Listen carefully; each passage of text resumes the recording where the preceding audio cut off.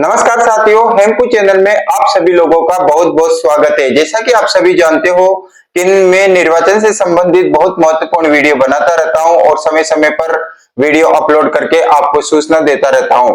लोकसभा आम चुनाव 2024 की घोषणा के पश्चात आज मुझे एक नया वीडियो बनाने की जरूरत पड़ी ताकि मैं आप लोगों को उन जो नई टर्म्स है उनके बारे में अवगत करा सकूं। जो लोकसभा आम चुनाव के पश्चात राजस्थान के अंदर दो चरणों के अंदर मतदान होगा। पहला चरण का मतदान 16 अप्रैल को होगा एवं द्वितीय चरण का मतदान 26 अप्रैल को होगा। तो दो चरणों के अंदर जो मतदान होगा उसके अंदर पूरा राजस्थान लगभग कवर हो जाएगा।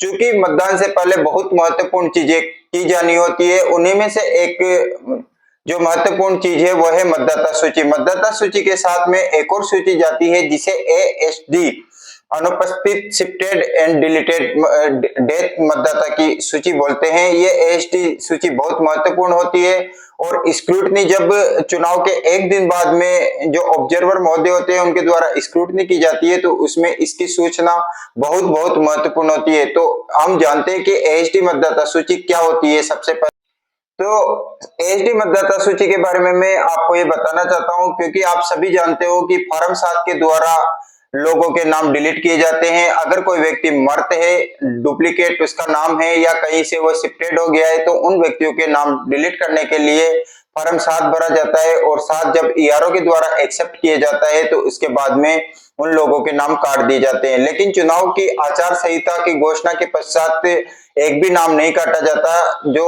अपने आपको पता है कि लोकसभा आम चुनाव की घोषणा 16 मार्च को हुई थी। 16 मार्च के बाद में जितने भी फॉर्म आप 7 भरोगे उनका डिस्पोजल नहीं होगा और वह सभी फॉर्म पेंडिंग रहेंगे। तो अब इसका मतलब यह है कि जो उसके बाद में जिन लोगों की डेथ हो चुकी है या अगर फिर भी कोई डुप्लीकेट मतदाता रहने की संभावना रहती है या कोई शिफ्टेड मतदाता नाम डिलीट होने से रह जाता है तो उन लोगों के नाम कैसे डिलीट कराया जाए, इसी के लिए एक नया कंसेप्ट आया है एएसडी मतदाता सूची का। इस एएसडी मतदाता सूची के अंदर उन लोगों के नाम होते हैं जिनके आप फॉर्म 7 तो भरना चाहते हैं, लेकिन क्योंकि यह प्रक्रिया बंद हो जाने की वजह से आप फॉर्म 7 भर नहीं सकते हैं, इसलिए इन सभी फॉर्मों को एएसडी मतदाता सूची के रूप में चिन्हित किया जाता है। एएसडी मतदाता सूची में 3 तरह के मतदाता लिए जाते हैं। सबसे पहले जिन लोगों की मृत्यु हो चुकी है और फॉर्म 7 के द्वारा जिनका नाम डिलीट नहीं हुआ है।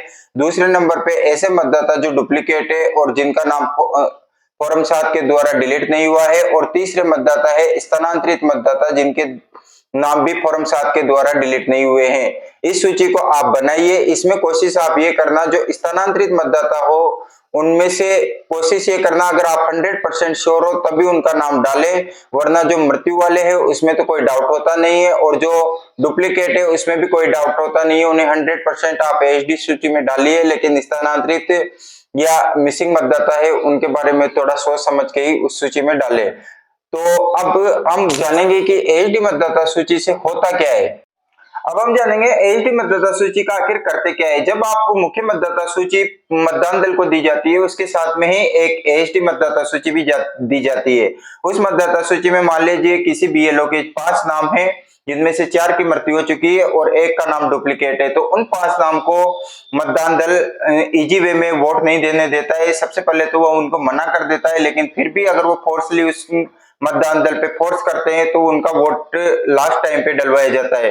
लेकिन अगर ज्यादा से ज्यादा एएसडी मतदाताओं के वोट डाल दिए जाते हैं तो जब मतदान समाप्त हो जाता है तो उसके बाद जब अगले दिन ऑब्जर्वर सर इन सब की स्क्रूटनी करते हैं कि मतदान कैसा हुआ, उसमें अगर आपके एएसडी के वोट डाले गए हो तो वहां पर रीपोल भी करवाया जा सकता है, यानी दोबारा मतदान भी करवाया जा सकता है। इसलिए एएसडी मतदाता सूची बनाते समय ये विशेष ध्यान रखें कि किसी भी व्यक्ति का गलत नाम नहीं दे, उन्हीं व्यक्तियों के नाम दे जो वास्तव में वोट देने नहीं आ सकते, जैसे उनकी मृत्यु हो चुकी है या डुप्लीकेट नाम है। तो ये तो हो गई एएसडी मतदाता सूची की बात। अब बीएलओ के लोकसभा आम चुनाव में जिस दिन मतदान होगा उस दिन क्या कर्तव्य रहेंगे।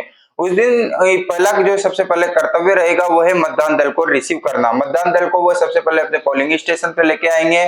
दूसरा जो उनका कर्तव्य रहेगा कि पोलिंग स्टेशन की जितनी भी एएमएफ है, आश्वस्त मूलभूत सुविधाएं हैं, उन सभी का सभी का पहले से ही निरीक्षण कर लेंगे और सभी को मतदान दल को उपलब्ध कराएंगे। इसमें इस बार गर्मी में चुनाव होने हैं, इसलिए इस चीज का विशेष ध्यान रखें कि छाया पानी और फनके, ये 3 तो आवश्यक रूप से उपलब्ध होने ही चाहिए। आप अपने संबंधित ग्राम विकास अधिकारी एवं पटवारी के माध्यम से ये चीजें उपलब्ध करवा सकते हो। और उसके बाद जिस दिन मतदान होना है उस दिन जितनी भी सूचनाएं हैं आपको ही कन्वे करनी है। इसके अलावा कोई मतदाता ऐसा आ जाता है जिसे मतदाता सूची में नाम नहीं मिलता है तो उसे आपको सेटिस्फाई करना है। अगर उसका नाम है तो आपको बताना है, नहीं है तो ये भी बताना है कि उसका मतदाता सूची में नाम क्यों नहीं है। कुल मिला के उस बूथ पे जो भी प्रक्रियाएं होगी, जो भी चुनावी कार्यवाही होगी, जो भी गतिविधियां होगी, उन सबका जिम्मेदार बीएलओ होगा। और उन सबका जितना वहां का जो मुख्य ऑफिसर देखा जाता है तो वो बीएलओ ही होता है, इसलिए समस्त जिम्मेदारियां होती है जो बीएलओ की ही होती है।